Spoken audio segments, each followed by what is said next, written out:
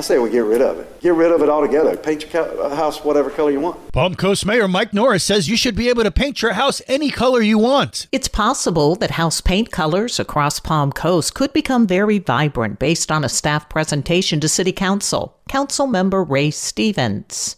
If we go to changes, and if we do changes, it's only going to encourage people to come up and make complaints about the color, and we're going to be back to square one like we were with the short-term rental housing, and we're going to be kicking this around. The presentation, 6 months in process, suggests the palette for painting home exteriors could expand from the usual pastels, beiges, and grays. The Beautification and Environmental Advisory Committee, as well as the Planning and Land Development Regulation Board, recommended approval of the slightly more vibrant pastel palette. Councilmember Ty Miller. What I think is great, other people don't, and vice versa. Also, what is popular today is not popular 30 years from now, so having to constantly revise color schemes based on popularity seems to me onerous. People cite whether it brings down property values and things like that to have different colors, and I've never seen any data to support that, so if that is the case, I'd like to see that data. Otherwise, it seems to me that it's kind of a personal preference. Any change would need to face a vote. For Flagler's Local Morning News, I'm Karen Johnson. Good morning, Flagler County. I'm Rich Carroll. You're listening to Flagler's Morning News on Wednesday, January 15th. The City of Palm Coast prides ourselves on a high quality of life.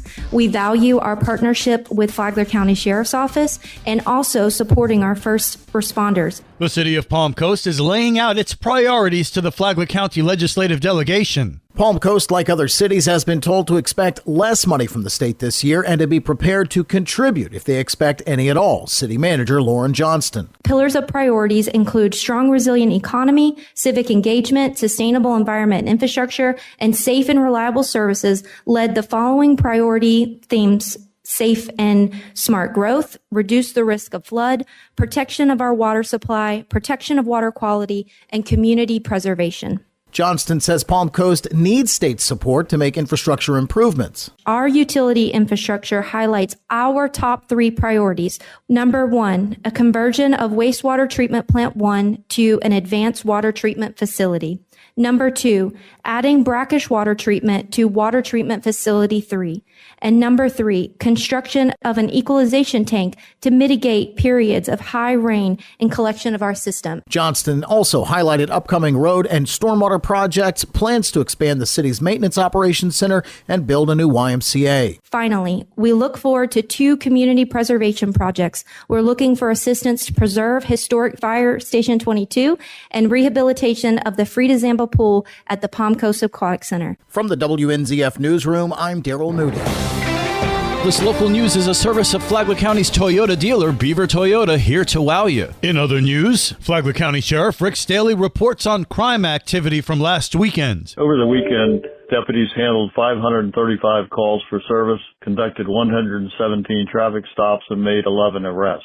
2 of the more interesting arrests occurred when an individual driving a stolen vehicle was found in the W section of Palm Coast. Our PACE unit staked out the vehicle and observed the suspect leave a nearby home and enter the vehicle, at which time they conducted a felony traffic stop and arrested him. It's a great job by our PACE unit. It's exactly why we have a PACE unit, because the vehicles they drive will blend into a neighborhood. This guy walked right into our trap. In another case, an out-of-county fugitive tried to steal lawnmowers from Home Depot. Home Depot prevention officers called us and gave a description of the suspect who had entered a nearby gas station, and deputies detained him and then arrested him for attempting to steal the lawnmowers. He also gave a false name and date of birth, and he did that because he knew he was a fugitive from another county. He was also arrested on those outstanding fugitive warrants for grand theft, petty theft, and violation of probation, where he had been previously trespassed from Home Depot. This guy has not learned his lesson because he keeps trying to steal and keeps getting caught. Not only that, he knew he had warrants, came into our county, and tried to lie to our deputies.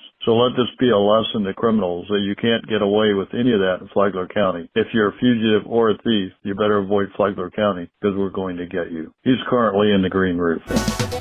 And now you're up to date on Flagler's Morning News. I'm Rich Carroll.